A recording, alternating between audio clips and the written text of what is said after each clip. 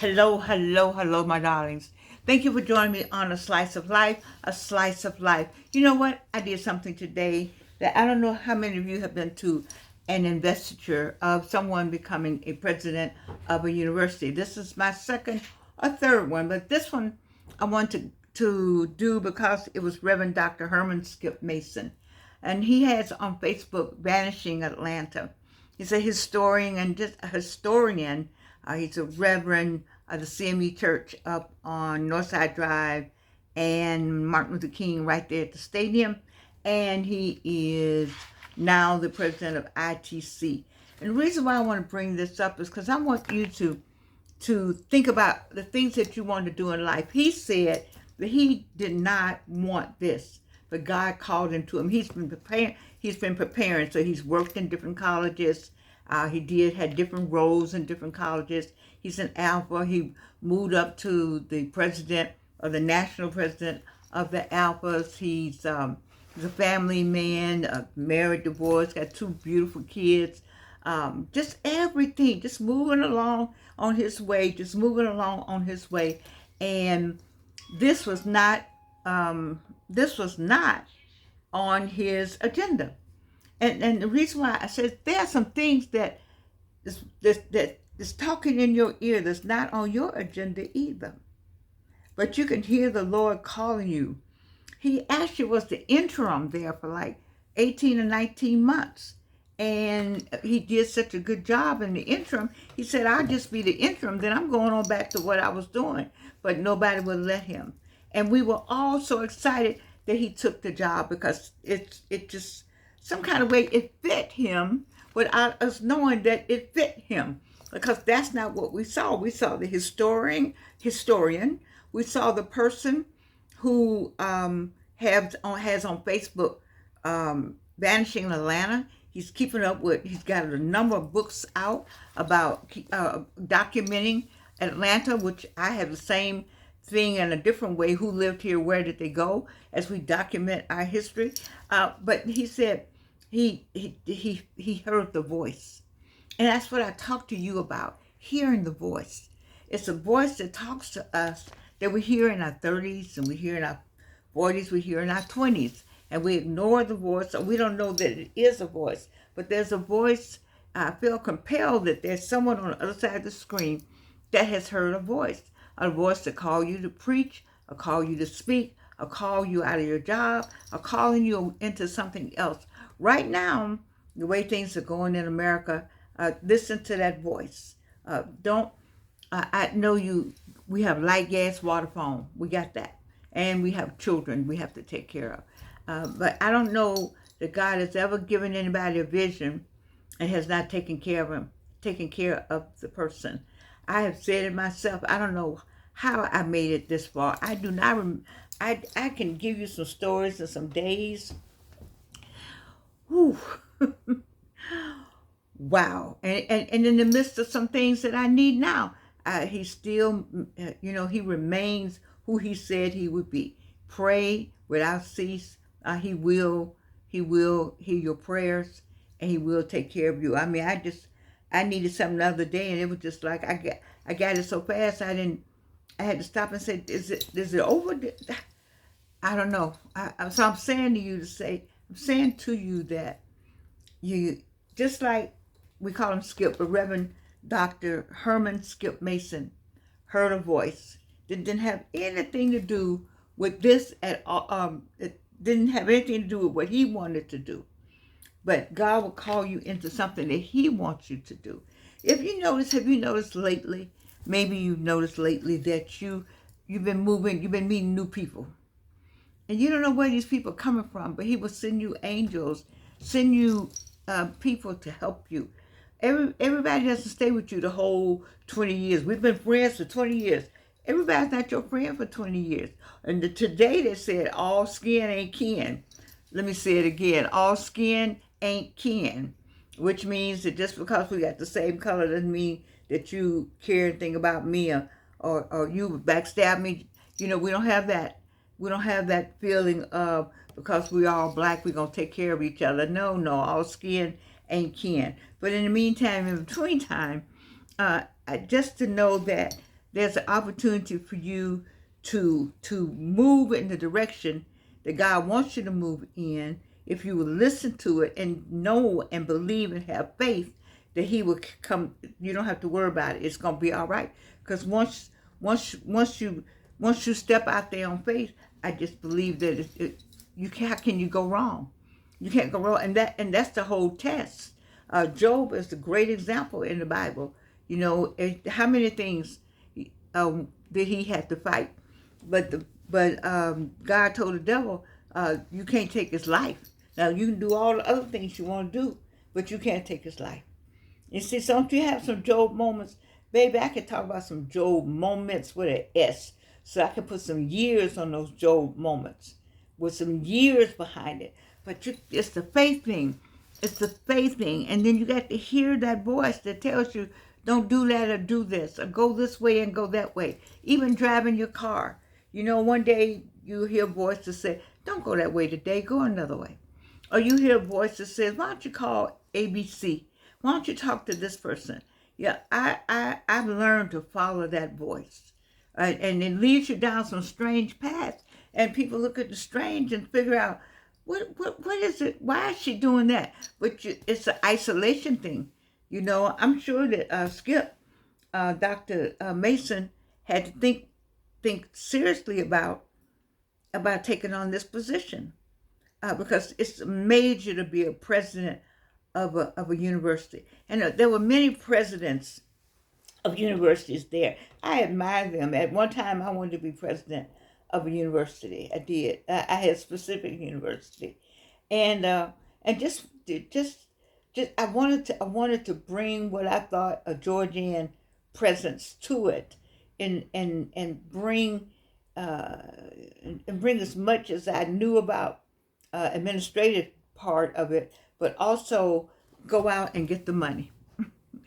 Go out and raise money. I think Janetta Cole was the best at it. Not saying that nobody else, but Dr. Janetta Cole at Spelman, she turned this around, and that's what I wanted to do. I wanted to do the same thing, and so I'm saying all that to say that those voices. But when I heard that, I had to decide, was that a Georgian thing? Was that a God thing? You got to know where Georgian wanted to do that. But did God tell you to do that? That's not what he didn't say that. That was me wanting to take on that role. Having said that, you listen to the voice that talks to you. And he will guide you every time. And so I want to thank and I want to congratulate Reverend Dr. Herman Skip Mason. Now, the investiture was about 3 hours long. Ooh-wee. It was 3 hours long, but baby, once you get to be president, I think it's okay. I was okay with sitting right there. I wanted to hear everything about the cloth and the robe and the mace and all of that. It was pomp and circumstance, but it's deserving of the role that you have. And then I heard them call each other brother president, sister president.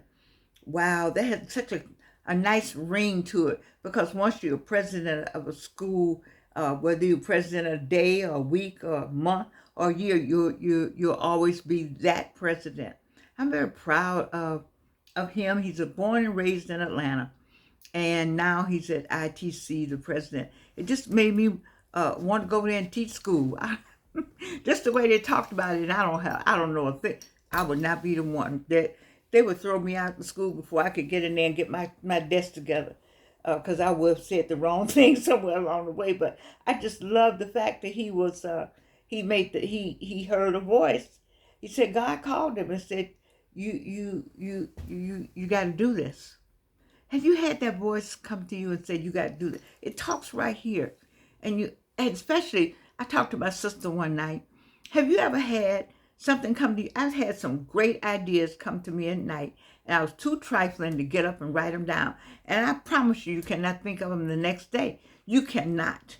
It is not going to happen. You say, I'm going to remember, and you get up the next day, you don't even know. You don't even have an inkling of what you were thinking.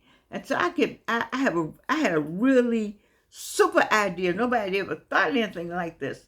And I said, "Oh my God, God, I can't believe you giving me this. This is exciting." And then I said, "Yeah, I'm gonna remember. I know I got it. I was out, and I can't bring that back, not one time." And so, what are you talking about tonight, Jordan? I'm talking about being still. That's my new thing, and I've been talking about it. Being still, being and knowing that I am God. I've been talking about being isolated. I heard a commentary either today or another day, or maybe I heard one of my daughter's sermons, but I've heard it on watching maybe on television, pastors on TV, on YouTube rather, about being still. That's been my thing all year. Just be still and know that I'm God. Just be still. You know, you making decisions that you need to be still and let, because what's for you is for you. Isn't this pretty? This is so pretty. Oh Lord have mercy. Anyway, what's for you is for you. I mean, that's for real. And if that was for him, there's something for you. It's for you. There's a person for you. It's for you. There's a car or an inanimate object that if it's supposed to be yours, it's for you. There's a job, it's for you. There's an opening, it's for you. You know, it just is. As a person, if that person is for you, you have to do it. You don't have to go anywhere and get anybody. God sends everything you need. And I've had difficult times with believing it sometimes, because I'm thinking like, wow, but my who lived here, where did you go? It was a struggle at first, but I knew there was something special about it, and it's moving along. Like tonight, a person said in a class that uses my work. I was the guest speaker of the class, and to hear the people talk about it almost brought me to tears, because I remember driving down Northside Drive and saying, "Georgina, you let all those houses lead before you took a picture, and now it's nothing there but steps. What's wrong with you?" I said, "Well, let me just take the steps." And then from that to where we are today, with the entire program, with the books that I've shown you all my books, with the I have my own chat bot, and I'm grateful. I have another book coming out. I got 27 days. That's another thing. We're in the third quarter, everyone. First quarter. We're down to 27 days now. 27 days. In these 27 days, I want you to take a long look at your finances, your bills, take a serious look at everything in 27 days, because once this quarter is over and time changes, you're at Christmas. I'm going to say it again. Once this quarter is over and time changes, you need to be looking at Christmas, because it's over. It's downhill after that. This is this part, and I do not want to go into April, and I don't have mine work. I'm on chapter 9. I got 36, so I got to hunker down. I did say I took time to work with another organization. I love them dearly. I took time to do some other things, and then I took time to be trifling. I did. I took time to be depressed, because I had something happen. I missed some stuff, and so I took time to just wallow in nothing. And now I'm 27 days, and so you got to when he says you got to do this, then you mess up when you decide to take it in your own hands. Suppose that Skipper said, I don't want to do this. And I think we would have lost the opportunity to have somebody like him to run ITC and bring it back. We need to bring the interdenominational theological center back. In the midst of, I think there was Joshua Giles that said that the church is going to get stronger during this time. And this to me is part of the strengthening of the church. The academics, preachers go to school. They made a good analogy today. Would you want to be with a pilot in a plane with a pilot that did not have had pilot training? Or would you like to go to the dentist or a doctor that did not have education? Then why do you want to go to a church with someone that has not been trained either? Let's have the training. Let's let them look and dive and deep into the God's word in order to give you that word better. It's perfect. It's a perfect analogy. And so, Georgianne, I'm going to leave you now, but I just know that when I come on like this, I can feel that there's somebody that needed this word, a word of encouragement, also a word, a pushing word, a word that says to you, you need to go on and do what God has asked you to do.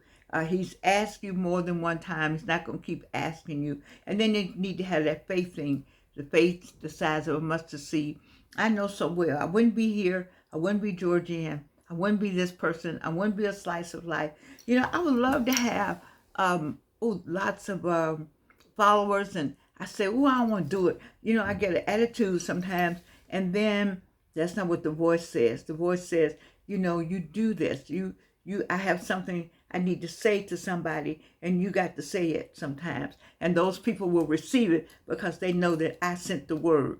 I used to tell my students that. I used to say, I don't know to whom I'm speaking, but I know that at the end of this semester, there's a word from God that you are going to receive that I won't know I delivered.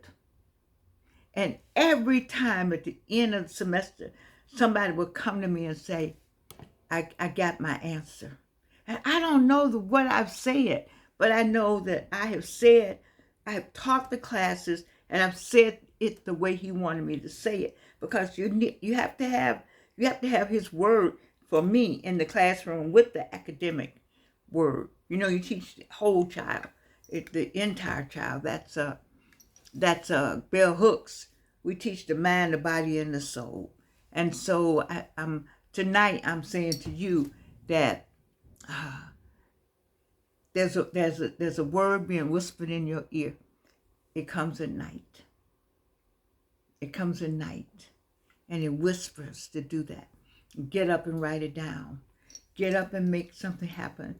Get your family together, because we're still at a crisis, and know that he gave me this word for you, and he gave it to me through this wonderful event we attended today. God bless you. Reverend Dr. Herman Skip Mason, we wish you the absolute best. I know that God got you.